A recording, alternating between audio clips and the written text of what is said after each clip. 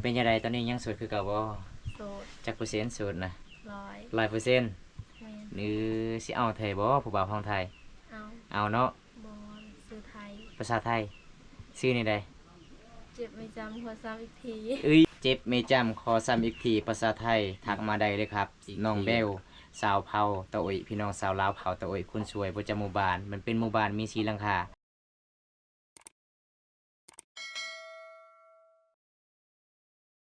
สบายดีพ่อแม่พี่น้องมื้อนี้ก็มาพบมาพอกับบ่าวบนตาคือเก่าพี่น้องเอ้ยมื้อนี้บ่าวบนตาก็สิพาพี่น้องไปเยี่ยมยามสาวเบลพี่น้องเพราะว่าสาวเบลก็มีแต่แม่เด้ใส่ชีวิตนํกันก็คือ2แม่ลูกพี่น้องบ่มีพ่อเพราะว่าพ่อกับปะแล้วอีเมของสาวเบลแต่สาวเบลตอนยังน้อยๆล่ะพี่น้องมื้อนี้ก็สิอยู่เฮือนหรือบ่สาวเบลพี่น้องเพราะว่าเพิ่นก็ใช้ชีวิตกับอีเม2คนพี่น้องเอ้ยมื้อนี้ก็ไปนํกันเลยพี่น้องไป ตามติดวิถีชีวิตชาวเบลมันเป็นยังไงในพี่น้องอันจุดนี้ก็จะเป็นหมู่บ้านของชาวเบลกามันมีสีหลังคาเพื่อนเนี่ยพี่น้องก็มันโบราณแหละครับผมมันเป็นหมู่บ้านที่ลึกลับพี่น้องมันนอกกับเมืองพี่น้องก็จะเป็นหมู่บ้านนี่ก็มันเป็นสีหลังคาเพื่อนแต่คนก็โบราณเด้พี่น้องอันนี้ก็ชาวเบลฮากามาเตลินพี่น้องฮากามาเตแบบมันมีสีหลังคาหมู่บ้านกับแบบมีละพี่น้องชนบทเห็นบ่อันนี้ก็จะเป็นเพื่อนของสาวเบลพี่น้องเดี๋ยวบองตากะสี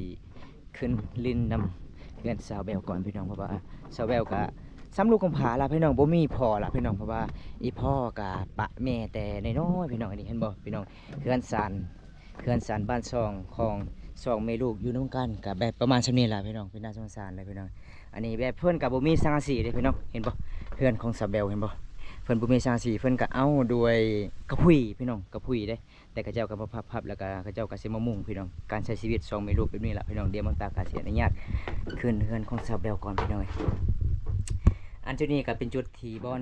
สาวเบลกับอีแม่กำลังสิเฮ็ดกินได้เฮือนครัวพี่น้องโอ้พี่น้องเป็นน่าสงสารเลยครับผมเห็นบ่อันนี้เฮือนครัวของสาวเบลบ่มีสังกะสีเพิ่นเอากระพุ้ยสิมามุ่งพี่น้อง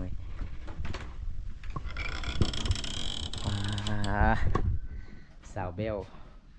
อยู่ผู้เดียวบ่สาวเบลอีแม่ไปใส่คนมันก่อนมันโอ้ส่วนน้องเผาเฮือนเนาะเรียนพอสบาย บ่สบายบ่เป็นไข้บ่หากระสอบเป็นไทยโอ้หากระเสาเป็นไข้พี่น้องเอ้ยเป็นไข้จักมือแล้ว3 มื้อ3 มื้อแล้วโอ้ชุมพอมื้อนี้บอมตามมาเยี่ยมยามน้องคือสีเงาๆล่ะเพราะว่าน้องก็เป็นไข้พี่น้องเอ้ย3 มื้อแล้วมื้อนี้ก็ไข้แล้วพี่น้องเอ้ยอันนี้ก็หลังจากที่เฮามาเยี่ยมยามสาวเขตชนบทเขาเจ้าก็สิปัดกวาดเฮือนซ่านให้พี่น้องแบบรับตอนแขกมาเยี่ยมยามเด้อันนี้ก็สาวเบลเพิ่นอยู่นำการ2แม่ลูกอีแม่ก็ไปถอนมันส่วนสาวเบลก็หากะสาวเป็นไข่พี่น้องเอ้ยสาวเผาตะโอยมันเป็นหมู่บ้านมีสีหลังคาเฮือนพี่น้องหมู่บ้านนี้เด้เพราะว่าเขตนี้กับภาษาเขตนี้ก็บ่ค่อยคุยพี่น้องม่วนหลายเวลาเฮาไปเยี่ยมยามพี่น้องเอ้ยกำลังสิปัดกวาดเฮือนซ่านอยู่นี่จะได้ผู้บ่าวบ่อยากขึ้นเรียนบ่เฮือนสาวเบลบ่ขึ้นเรายังบ่เชิญครับมาบ่แล้วตัวเชิญจะบ่เป็นเจ้าของเพื่อนเนาะเชิญเนาะคันทาผู้บ่าวบ่ขึ้นสาวเบลว่าสิล็อกประตูไว้มีแต่เฮา2คนอยู่เบลเชิญก่อนว่ามาขึ้นมาไอ้จังซั่นบ่เจ้าเชิญเราก็บ่ขึ้นเลยเนาะจะบ่เป็นเจ้าของเพื่อนเด้เดี๋ยวคอยสิล็อกประตูกันเด้อหยอกกันพี่น้องอันนี้ทีมงานเฮาพี่น้องบ่าวโกยฟ้าลุยโดยทางพูนจะเป็นบ่าวว่องพามังกรกับฝากกดติดตามซอย2เพิ่นเด้อพี่น้องเพราะว่าเฮาก็เป็นไอ้น้องกันทีมงานกันล่ะพี่น้องเล็กๆน้อยๆพี่น้องซอยกันเฮ็ดซอยกันไปล่ะพี่น้อง2เล็กๆน้อยๆล่ะพี่น้องเฮาก็เป็นไอ้น้องกันทีมงานกันพี่น้องเห็นได้ก็ฝากกดติดตามเด้อพี่น้องบ่าวโกยฟ้าลุยแล้วก็บ่าวว่องพามังกรสิไปไสตอนนี้สาวเบลอยู่เพื่อนสวัสดี FC ก่อนแน่สบายดีมื้อนี้สีเงาเนาะหากะเซาเป็นไข่ มื้อนี้กะงามกว่าเก่าเด้อสบายเจ้า ว่า FC หลายๆคนมื้อนั้นถามหาFacebook ของเจ้าข่อยเว้าว่าซาวเบลโทรศัพท์เพ่เป็นจังไดตอนนี้ได้โทรศัพท์ใหม่แล้วบ่ได้ได้ซ้ำบ่ได้เห็นผู้ใหญ่ใจดีบ่าวผู้ไทยบ้านนาเพิ่นว่าผู้ใหญ่ใจดีแปลงให้โทรศัพท์แม่นบ่แม่นตอนนี้น้องลินเฟซเลยบ่ลินแล้วได้ซื้อเฟซน้อง เดี๋ยวสิบอก บ่ชื่อบ่โดยเอิ้นผู้บ่าวขึ้นเฮือนแหน่ผู้บ่าวบ่กล้าคันเจ้าบ่เอิ้น มาเด้ออ้ายขึ้นเฮือนเด้อพุ่นนะ ว่าเพิ่นทัก สิอยู่นั่นเหรอ อยู่นี่ก่อนนั่งเล่นอยู่นี่ก่อน เขาสิ ฮะสิเฮ็ดหยัง เตียนเครื่องก่อน เป็นเครื่องบ่โอเคครับผมเพราะว่าน้องๆก็สิเข้าห้องนอนเด้อันนี้ก็จะเป็นห้องนอนของน้องก็บ่มีหยังล่ะพี่น้องเป็นน่าสงสารสาวแบวพี่น้องโอ้พี่น้องห้องน้ำของสาวแบวก็ประมาณส่านี้ล่ะพี่น้องอยู่นำกัน2แม่ลูกเพราะว่าอีพ่อก็บ่มีพี่น้องเพราะว่าอีพ่อกับไอ้แม่เลิกกันตอนสาวแบวตอนยังน้อยๆพี่น้องแต่ตอนนี้เพิ่นก็บ่เห็นหน้าพ่อแล้วเพราะว่าเพิ่นก็เห็นแต่หน้าไอ้แม่อยู่นำกัน2แม่ลูกพี่น้องการใช้ชีวิตก็เป็นนี่ล่ะพี่น้องแบบอันนี้ก็จะเป็นหมากน้ำเต่าเด้ ใบน้ำเต้าแบบเขาเจ้ากาสิเวลาไปตักน้ำต้องหายใส่มาน้ำเต้าเห็นบ่พี่น้องแบบเขาเจ้ากาสิมาเจาะแบบนี้พี่น้องไอ้มาน้ำเต้าของชมพรตัวเห็นบ่เจาะทางนี้ก็แล้วก็เจาะทางนี้อีกพี่น้องเวลาเฮาดื่มมันก็สบายนิดนึงพี่น้องเฮาเจาะทางนี้พี่น้องมากน้ำเต้าของชมพรตัวมันบ่คือมาน้ำเต้าชมพรมังกรนี่พี่น้อง ดีแล้วบ่เป็นไง มันก็อกหักกำปูอ่ะมันก็มึงช่องไปปูใหม่อยากกินล่ะ เดี๋ยว อยากกินล่ะเวลากิ จักเพิ่นเอาอีหยังเลยเนาะเฮาก็บ่ค่อยเข้าใจ เอาก็เว้าภาษาตัวและลมภาษาตัวเบา ผู้สาวบ่ บ่าวตาถามว่ามื้อนั้นคือมีผู้บ่าวหรือว่าเพิ่นว่ายังบ่มียังโสดคือเก่า แม่นบ่เบลโสดแท้บ่ อืม โสด บ่ค่อยๆเห็นแล้วเพิ่นไปกับผู้บ่าวเด้อ ใส่ เฮ้ยใส่ โอ้แม่ละนั่น มีแต่เราไปกับบ่าวบุญตามื้อนั้นเด้ แม่นบ่ อันเป็นยังบ้านยังบ่ไทย บ้านผู้ไทยโอ้ผู้ไทยทางนั้นเนาะ เป็นสาวเบลอยู่ครัวหยังครัวซิลูเนาะแต่เพิ่นอยู่กับผู้บ่าวค่อยก็เลยบ่กล้าถ่ายแหละแม่นผู้บ่าวรถตีแม่นบ่ผู้บ่าวจ้ะบ่ บ่แม่นเพิ่น แม่ ว่าน บ่ ซื้อซ้ มูน บ่ฮู้ชื่อเขาซ้ำ เขาขอถ่ายรู กั ป น นะ ซั่นน่ะค่อยจับโทรศัพท์มาถ่ายแล้วซะขอบ น้อง คุณจัก น้องเบลว่า3มื้อแล้วค่อยบ่กินข้าวเด้ออ้ายหากับเสาเป็นไข้ ค่อยมาเทื่อใดแต่บ่สบายตลอดบ่ แม่นเนาะค่อยมาสุดก่อนน่ะก็ลดลง อืม มารอบนี้น่ะเป็นไข้ เป็นไข้ เป็นไข้ได้5หน่วยแล้วนึ่งข้าวนึ่งน้ำแล้วบ่มื้อนี้ ำบอก บ่ได้มีข้าวบ่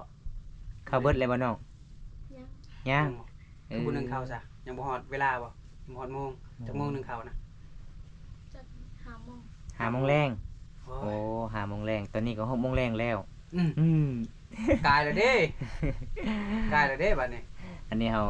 นั่งเล่นกับสาวเบลพี่น้อง สาวเผาตัวโอย สาวคนงาม คนสวย บ่ได้เห็นหน้าเห็นตาโดน ประจำหมู่บ้านสีหลังคาหมู่บ้านเนาะ ที่ว่า แม่นบ่ แม่นๆที่ก็ว่าแบบหมู่บ้านนี้นะมีอยู่2คนผู้สาวนะคนหนึงน่ะค่อยมาเทื่อใดก็บ่เห็นจักเทื่ สาวกะตี้แม่นบ่มันมี2คน สาวปาร์ตี้บ่ กะตี้ กะตี้บ่ สาวกะตี้ คิดว่าสาวปาร์ตี้ซะดอก อืมเพราะว่า เพิ่นไม่ใช่ อีกคนมัน คนมันอื เพิ่นสิกะขยันเนาะสาวที่เป็นชนบท แสดงว่าหมู่บ้านของน้องนี่ ผู้บ่าวบ่หลายเนาะ ไกลบ่ชนมันนะ โอ้ ไกลทางบ้านแสน ทางบ้านแซนพุ่นไปทางนั้น ป้าตก ออกบานาลาทางนั้น ไกลแท้เจ้าล่ะเขาให้เฝ้าเฮือนบ่ไปไส ลาวเป็น เขา ไข่ แพงเด้ลูกล่าเนาะ แม่นบ่เบล บอก เขาบ่ได้แพงติ ปกติ เขา ก็ แพ น้อง ง เลยเนาะให้สิบ่แพงเนาะ ปกติก็น้องออกส่วนตลอดเนาะแต่2-3 มื้อนี่น้องเป็นไข้บ่สบายเนาะก็เลยเฝ้าเฮือน มีแต่ไอ้แม่ไปถอนมันมื้อนี้พี่น้องเอ้ย จักโมงเพิ่นสิมาแต่กวนมันนะตอนมันนะ บ่ฮู้ บ่ฮู้ขี่รถจักรไปติ รถไทย รถไทยโอ้กว่าสิฮอดนะใส่รถเบิด ดนๆเทื่อนึงสิมาเยี่ยมยามเพิ่นพี่น้องเอ้ยเนาะก็บ่ค่อยได้มีเวลามาดอกจนหลายเฮาสิหางบเติมน้ำมันก่อน แม่น ว่าสิมาฮอดนี่บ่แม่นง่ายๆเด้ เพราะว่าบ้านของน้องมันไกลเนาะ แม่น มันไกลกับหมู่บ้านเฮามันนอกกับตัวเมืองพี่น้องมันเป็นหมู่บ้านที่ลึกลับพี่น้องเอ้ย ลึกลับ แม่นมันมีสีหลังคาบ้านพี่น้อง เวลาเข้ามาเลยรับเลยบ่อยากเมื่อก ลับบ่ได้ เห็นผู้สาวตัวติดใจพี่น้อง งามได้ งาม เอามาหอบนี่นะงามกว่าเก่าง ามจากธรรมศาสตร์เลย เอ้ยเนาะ ถ่ายแบบจ่อๆเอ้ยจ่อเกินไปว่าซั่นบ่แม่นผู้บ่าวเด้ไปมื้อนั้นนะบ่แม่นเนาะ ในได้สาวเบลว่าสิให้อ้าย Facebook เฮ้ย ฮะชื่อเลยว่า ฮะ เฮ้ย คันมาโสดแท้ ล้มกันยังน่ะ แจกให้บ่าวตานี่เด้อ อันซั่นน่ะข่อยก็อยากได้คือกันได้ Facebook ได้ นี่ ข่อยบ่ได้เอาให้ FC เด้อข่อยสิเอาให้ข่อยเองนี่แหละ แม่ ข่อยบ่ แม่ ให้ดอก FC นะ เพราะว่าบ่ก้อยก็โสดเนาะ โสดคือ โสด กัน ซิงโสดซิง ข่อยก็ต้องเอาให้ข่อยก่อน แม่ ผ่านข่อยก่อนถึงไปหา FC แม่ นั่นเอ้ยบ่หยอกกันบ่ว่าแท้โทรศัพท์น่ะได้แล้วบ่ ได้แล้วบ่น้อง ได้แล้ว โอ้ เป็นได้ลิ้นน่ะคักอยู่บ่โทรศัพท์อันนี้โทรศัพท์ใหม่หรือว่าโทรศัพท์เก่า สับเก่า สับ ไป เก้า แปลงเอาบ่ ใส่หน้าเอาบ่ โอ้ ถ้าได้น้องใส่หน้าใหม่ บ่ฮู้ไอ้บุญใส่ โอ้ ไอ้บุตร มีผู้ใหญ่ใจดีฟังไทยบ่โอนเงินมาให้บ่ โอ้ยบ่แม่นผู้สาวไอ้บุตรบ่ซะ อี เฮ้ย ไปเมื่อไหร่เห็น นี่ถ้าบ่แม่นผู้สาวไอ้บุตรก็ใส่กับผู้สาวค่อยแหละเฮ้ย ไปเมื่อไหร่ไม่ได้เห็นไอ้บุตรเนาะจอบมาตลอดเลย 16 17 18ปีก็เอาผัวเลยดิ เอาพัวได้แต่บ่ ได้ โอ้ยเอากระไม้ดิเด้อ บ่ เอาบ่ได้ 1 2 3นี่ไฟรอกว่ากัน บ่โกย ระเบิด รอ เรา เบิด เบิด โอ้ยแสดงว่าเจ้าตาบ่ถึงซะมันต้องมีคนใดคนหนึงที่รอที่สุดใน3คนนี่เอ้าไปดูว่าดู เราโกย โอ้ เฮ้ย เคิร์ดพี่น้อง เลือกไฟใจกระเจ็บบ่ โว้ยสิเลือกหยังเราบ่อยากเว้าซื่อๆว่าโอ้ยมีแต่คนขี้หลาย มีแต่คนเฒ่า เออเราอยากเว้าซื่อเก็บไว้ในใจเนาะ แม่น บ่ เอามารอบก่อนนะจะบ่ค่อยเว้าปานใดเด้แต่รอบนี้น่ะจะยิ้มแย้มเว้าหน่อยหนึง น่าหลากหลายเนาะ ก็แม่บ่ ช่องไม่ลูกบ่อยู่เนาะ พี่น้องนี่แบบพี่น้องแท้ๆแบบพ่อแม่เดียวกันนี่บ่มีบ่ เอาพัวเบิด จักคนบ่ 3 เอามารอบ เอาพัว2 โอ้ เอาผัวสองคน ใส่หนึ่ง ผู้ชายหนึง อยู่น้ำยา โอ้ เอาเมียแล้ว แล้วก็4คนทั้งเจ้าเนาะ แม่ แม่น ลู บ่ กสาวล่า อันนี้ลูกสาวล่า ลูก แม่ สาว ไปที่ใดนี่ คนงาม ถือว่าโชคดีหลายแล้ว โซล่าเนาะ อืม งามบ่งามก็สุดนำลูกสาวล่านี่แหละพ่อแม่แต่ละคนก็สุดนำลูกสาวล่านี่แหละ บ่ได้ แต่ว่า นำลูกโซล่าบ่ เว้าอีหยังวะ แต่ว่าตอนนี้นะซาเบลยังอาศัยอยู่กับแม่สองคนบ่ ม่ แล้วพ่อเลยจ้ะ เอาเมียใหม่ เอาเมียใหม่ เอาเมียไหม โอ้ก็คือแบบหย่ากันกับแม่เจ้าแล้วก็ไปเอาเมียใหม่เนาะ แม่ ตอน ประชุม ตอนน้องอายุจักปีเลย ตอนอีพ่อเอาเมียใหม่ บ่ฮู้ บ่ฮู้เลย ก็คือจำความบ่ได้เนาะยังน้อย แต่ต เนาะ อนยังน้อยๆเนาะ ก็บ่ได้น้อยปานใด บ่ได้น้อยปานใด เออ ชื่อ แสดง ชื่อ ว่า วันนาพอยังชื่ออยู่วันนาพอ ชื่อ ชื่ออยู่เนาะ ตลดไปเดี๋ยวนี้แหละ ออ เพิ่นไปอยู่ไสเดี๋ยวนี้นะแถวนี้บ่ แม่เราซื้อมัน โอ้ เคยไปเราเคยมาเยี่ยมยามเจ้าอยู่บ่ แสดงว่าเท่าแก่มันเนาะ แม่น อีพ่อก็เคยให้อยู่บ่เงิน แต่ละเทื่อ ให้ ให้โอ้ โอ้สมพอเฮามาแบบ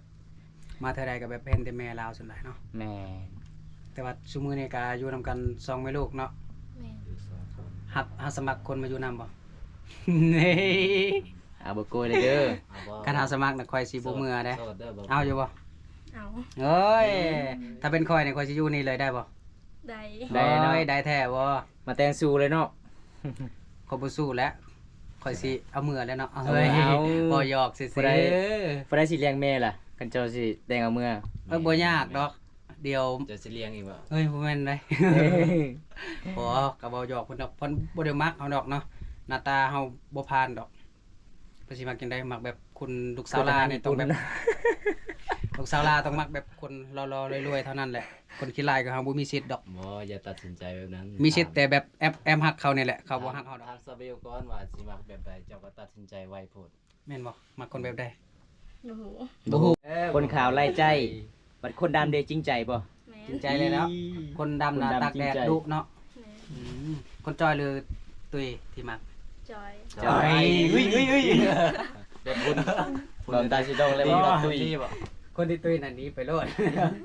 คือ บั เบา ดคนจอยคนดำพี่น้องเอ้ย หา แต่ ก็มา คน เห็น สูง หาก็ไม่เห็นได้เรา แต่สามารถ เนุ่งสินเนาะนุ่งสินแบบบ้านๆงามหลาย สินไปชมพอ สิน ตั นี่ ว แบบบ่แม่นเฮ็ดเองบ่สินนี่นะ เฮ็ดเอง ใคร ตามเอง เจ้า เนาะ บ่ เจ้าก็ เป็นอยู่บ่ เป็น โอ้แสดงว่าเก่งหลาย ไผสอนเจ้า แม่ แม่ก็เก่งเนาะ เก่งแล้วเนาะ ต่ำ อันนี้เป็นสินแบบชนเผ่าตัวเอ้ยเด้อ ชนเผ่าตัว แม่ เอกลักษณ์ของชน บ่ เผ่า เบลสมมุติถ้าแบบมีคนแบบคนที่เจ้ามักหรือว่าคนที่มักเจ้าหั่นนะแบบถ้าถึกใจกันนี่เจ้าสิไปอยู่นํเขาหรือว่าสิให้เขามาสู้เอา บ่ฮู้ บ่ฮู้บ่ ถึงใจละไปเลย ถึกใจแล้วไปเลย โอ้ยถึกใจบ่วงเลยบัดนี้ถึกใจแล้วไปเลย คันซันนะตอนแรกนะค่อยสิมาพี่แหละเอ้ย มาโลดบ่โกย ยินดีต้อนรับบ่ ข้อยก็อยากไปกันแต่เกรง ยิ ใจ นดี เจ้า โอ้ยเนาะ โอ้ย ฮะ เขาก็อยากไปกันแต่เกรงใจ ต้องไปก็ได้เจ้า เกรงใจเจ้าอยากให้เจะไปซะมื้อแลง ตอนแรกนะคอยสิมาผู้เดียวแล้วก็ถึกใจไปแล้วแหละเอาไปนำรถเอามือพุ่นแหละเอามือเมืองเซโปนเฮาพุ่นแหละไปอยู่เซโปนแหละไปอยู่บ่สิไปเป็นบ่ลูกไผเมืองเซโปนน่ะ ลูกไปมันสิบ่ บ่ฮู้บ่ บ่ฮู้ โอ้ย บูภาษาเนาะ ยัง ภาษามันต่าง ให้บ่โกยซ้อน สิไปเกี่ยวหยังภาษาน่ะเฮียนนำค่อยก็ได้ค่อยสอนคู่มือจิดอก ภาษาเฮ็ดให้ปะ อืมบ่อยากเป็นบ่ลูกไผคนเซโปนน่ะอยากอยู่บ่ในใจคิดอยู่บ่คิดอยากไปอยู่ไกลอยู่บ่บ่บ่สิทธิ์นะครับ ถอยดีกว่า โอ้ยน้องก็เว้าหยอกนั่นแหละในใจก็คือสิมีแต่บ่โกยนั่นแหละ แม่ อุตส่าห์เดินทางมาตั้งไกล ไอ้สิกล้า สุดท้ย บอกเนาะ ได้ยิน คน คำนี้ หลาย นะ คน จบ พอหยอกเด้อทุกคนเนาะก็บ่หยอกกับซาเวลนี่แหละ แม่ กะบ่แน่นอนดอกซาเวลเนาะ แม่ ถ้าแบบ นกันทา มีคน ใส่แดน เฮาถึกใจแท้น่ะมันก็ต้องได้ไปหั่นแหละเนาะ มันต้อง แม่นบ่ มันต้องมีสักวันเนาะ อืมมันต้องมีสักคน มันต้องมีสักวัน แต่ตอนนี้ ที่ นะ เขาสิมัก บ่ เฮา ฮู้ว่าสิให้เพิ่นเฮ็ดหยังเนาะก็สินั่งเผาอันนี้แหละกองไฟนี่แหละนึ่งข้าวก็บ่ได้นึ่งข้าวดอก เพิ่นว่าบ่มีกระไฟบ่มีกระไฟใต้ มีกาแฟ แม่นปกติเพิ่นก็สินึ่งข้าวแต่เพิ่นบ่มีกระไฟ แม่น ไปซื้อเอาไป ไปบ่ ไปนำบ่โกยบ่ ไปซื้อเอาบ่ บ่ เป็นหยัง บ่ไป บ่มีไฟ เอาบ่ได้ อยู่เฮือนเพิ่นว่า โอ้ กระไฟบ่มี เราย่านเบาบุญตากับเบาวงแบบรักเครื่องคองเราไปเด้ถ้าเราสิไปสิเชื่อไปสิไฟนะ หน้าตาบ่ดีก็บ่ได้ใจดำปานนั้นดอกเว้าก็ได้ เนาะบ่อยากเห็นแบบวิธีชีวิตเจ้าหนึงเขาอ่ะนะไปซื้อเอาที่กับไผเดียวสิให้ไปซื้อไปเที่ยวเจ้าได้บ่ บ่ได้มังบ่ได้มังเขา บ่ได้มาเข้า แม่น โอ้ ตอนแรกกินยังซะ ตอนนี้ บ่ได้กินเขา บ่ได้กินข้าว ตอนนี้น่ะข่อยอยากเข้าแล้วข่อยอยากกินข้าวแต่เจ้าบ่ได้นึ่งข้าวเด้ซะบ่ได้มาข้าวซ้ำ ยังเขา ย่างบ่ ย่างเข้า แนวกินเด้ซะสิให้จำแจวบ่ แม่น แม่นว่าซั่น จันเจียบเอาเนาะบ่โกย ถ้าเจ้าบ่ได้มาเข้าแล้วสมพอยกินเบิดข้าวนั่นแล้วแม่เจ้าสิกินหยังบัดนี้แม่เฒ่าข่อยได้เราสิกินหยังบัดนี้ เราอิ่มแล้ว อิ่มแล้วเห็นนั้นเราเคยก็อิ่มแล้วเนาะ เรามาแต่ให้ว่าอิ่มแล้วฟังบ่อิ่มติเนาะมาแต่ให้มันต้องอยากข้าวอยากน้ำเด้เนาะ พี่น้องสาวเบลเว้าว่าพี่น้องเอ้ยเพิ่นจังนึ่งข้าวได้พี่น้องแต่สาวเบลเพื่อนของสาวเบลบ่มีกาแฟพี่น้องบ่มีเงินซื้อกาแฟเห็นบ่ มีกาแฟ แบบอยู่น้ำกันสองแม่ลูกพี่น้องพี่นาสงสารเลยพี่น้องแบบอยู่น้ำกันกับใช้ชีวิตสองคนกับประมาณชั่วนี้แหละพี่น้องอันนี้จะเป็นหมอเฮ็ดกินในเฮือนสันของสาวเบลประมาณชั่วนี้พี่น้องบอสาวเบลอยู่เฮือนของน้องบ่มีกบไผ่บ่สีดังไผ่บ่มีบ่น้องโอ้โดยพี่นาสงสารเลยพี่น้องเฮือนของน้องบ่มีกบไผ่ทางหมอก็บ่มีข้าวกินก็บ่มีพี่น้องเอ้ยก็บ่มีไฟหาเงินหาคำล่ะพี่น้องเอ้ยเพราะว่า สองคนเนาะอยู่สองคน แม่นอยู่นำกันสองคนเอามื้อนี้ก็มีผู้ใหญ่ใจดีแชทมาบอกให้เบาบำตามื้อนั้นเพิ่นจะขอ Facebook น้อง เพิ่นว่าแต่เบาบำตาบ่มี Facebook น้องมื้อนั้นเพราะว่าเพิ่นอยากโอนให้น้องซื้อสบู่เด้อ50,000กันเด้อ50,000กีบเด้อน้องเด้อ แม่น ขอขอบใจผู้ใหญ่ใจดีให้เพิ่นแหน่ ใจเด้อ ขอให้ร่ำให้รวยอ่ะฮะ ขอให้ได้ ขอบใจบ่เป็นบ่ เอาอีกคือหนึ่งคันทาเขาขอบใจเป็นนี่มีผู้ใหญ่ใจดีซื้อให้กาแฟได้เขาขอบใจไหมไอฟอนเพิ่นไง เอาเว้ารถอันใดก็เว้ารถให้เพิ่น ขอขอบใจ ขอให้อยู่ดีมีแห้งเด้ออายจากฟังไทยเงิน ตอนนี้น้องได้เงินซื้อกาแฟแล้วขอบใจเพิ่นไงฮะ โอ้เป็น บ่เป็นบ่ภาษาบรูเลยเอาภาษาตะเอยเลย เว้าอันใดก็ได้แบบเว้า เว้าโลดภาษาตะเอย ในสิ่งที่ให้เขา ขอให้ FC มีกำลังใจหั่นนะ แม่น บางทีก็มีผู้ใหญ่ใจดีเพิ่นสงสารเพิ่นก็โอนให้น้องซื้อกาแฟซื้อสบู่ซื้อเกลือนี่แหละเพราะว่าซื้อหม้อเพราะว่าเฮือนของน้องก็บ่มีไฟเลี้ยงเนาะอยู่นำกันสองคนพี่น้อง เพราะว่าอยู่สองคนสองมีลูกพี่น้อง เอ้ยฟอนเป็นบ่ พรพรผู้ใหญ่ เอา ใจ มา ดี ว่าไหมวันนี้ขอขอบใจหลายๆเด้อ ขอขอบใจหลายๆเด้อ ขอให้อยู่ดีมีแห้ง ขอให้อยู่ดีมีแฮง ขอให้ร่ำให้รวย ขอให้ร่ำให้รวย เฮ็ดสิ่งใดขอให้ได้สิ่งนั้น เฮ็ดสิ่งใดขอให้ได้สิ่งนั้น ตอนนี้น้องได้เงินแล้วเด้อซื้อกาแฟ ตอนนี้น้องได้เงินแล้ว เออ ซื้อกาแฟซื้อสบู่เนาะ อืม น่าฮักหลายเลยพี่น้องเพราะว่าน้องๆก็น้องเบลก็ดีใจหลายพี่น้องได้เงิน50,000กีบ ดีใจบ่ ผู้ใหญ่ใจดี ดีใจเนาะ แซดบอกให้บ่าวบนตาเมื่อนั้นพี่น้องเพิ่นว่าบ่าวบนตาเอ้ยเงิน50,000กีบข่อยสิให้เจ้าไปหาซาเบลเด้อเพราะว่าซาเบลก็บ่มีเน็ตตลอดเพิ่นว่าพี่น้อง บ่มีเนี่ย ก็เลยมื้อนี้ก็เห็นแต่ซาเบลบ่มีกาไฟสิดังไฟก็เลยมอบให้ซาเบลซื้อกาไฟพี่น้องเพราะว่าสิเกียมเฮ็ดกินเฮ็ดมีหยังเพิ่นเวลานึ่งข้าวเนาะเฮ็ดกินเนาะซื้อกาไฟพี่น้องบ่มีกาไฟไต้พี่น้องเอ้ยจังใดก็บ่าวบนตาก็สิกลับเพิ่นกับสารลาพี่น้องคลิปนี้พี่น้อง เมื่อจะหน่อยสิกินฮอดนอนบ่หลับเลยพี่น้อย ยามนอนก็เห็นหน้าน้องยังเห็นข้าวก็เห็นหน้าน้องเนาะ แม่เห็นหน้าน้อง เพราะว่าซาเบลก็น่าฮักหลายพี่น้องเอ้ย นะครับอีก เอาซาเบลตอนนี้ไอสิกลับก็เด้อน้องเด้อ โดย เพราะว่ามื้อหน้าไอก็สิไปยิ้มยำกันใหม่เนาะเป็นจังไดตอนนี้ยังโสดคือเก่าบ่ โสด จักเปอร์เซ็นต์โสดนะ ร้อย 100% แม่น หรือสิเอาไทยบ่ผู้บ่าวของไทย เอา เอาเนาะเพจข้างนอกในได้ชื่อเพจข้างนอกฮะภาษาอังกฤษบ่ บอลซื้อไทย ภาษาไทยชื่อในใด เจ็บไม่จำขอซ้ำอีกที เอ้ยจิบไม่จำหัวอิหยัง ขอซ้ำอีกที ขอซ้ำอีกทีเจ็บไม่จำขอซ้ำอีกทีภาษาไทยทักมาได้เลยครับน้องเบลสาวเผาตะโอยพี่น้องสาวลาวเผาตะโอยคนสวยประจำหมู่บ้านมันเป็นหมู่บ้านมีสีหลังคาคลิปนี้ขอจบไว้เท่านี้ก่อนเดี๋ยวพี่น้องคลิปหน้ามาพบพอกันใหม่พี่น้องเอ้ยขอกล่าวคำว่าลาตรีสวัสดิ์บ๊ายบายพี่แน่บ๊ายบายเอาพี่น้องคลิปนี้กะบ่มีหยังหลายพี่น้องเอ้ยมื้อนี้กะไปเยี่ยมยามสาวเบลพี่น้องเพราะว่าสาวเบลกะใช้ชีวิต2แม่ลูกเพราะว่าเพิ่นกะ บ่มีกาไฟสิไตไฟพี่น้องเป็นน่าสงสารมื้อนี้ก็บอมตาก็สิเอาเงิน50,000กีบสิให้น้องเพราะว่ามีผู้ใหญ่ใจดีเพิ่นโทรมาบอกบอมตามื้อนั้นจะขอเฟซน้องก็เพิ่นจะโอนให้บอมตาแต่บอมตาก็เลยบ่ได้ไปหาน้องพี่น้องแต่มื้อนี้บอมตาก็สิไปมอบให้น้อง50,000กีบพี่น้องเพราะว่าผู้ใหญ่ใจดีฝากเงินมาประมาณ100 บาทนี่ล่ะพี่น้องจังได๋บอมตาก็สิกลับเพิ่นกับศาลล่ะพี่น้องคลิปนี้ขอจบไว้เท่านี้ก่อนพี่น้องคลิปหน้ามาพบกันใหม่พี่น้องเอ้ยขอกล่าวคำว่าสบายดีเด้อพี่น้องบ้านสวนบ๊ายบาย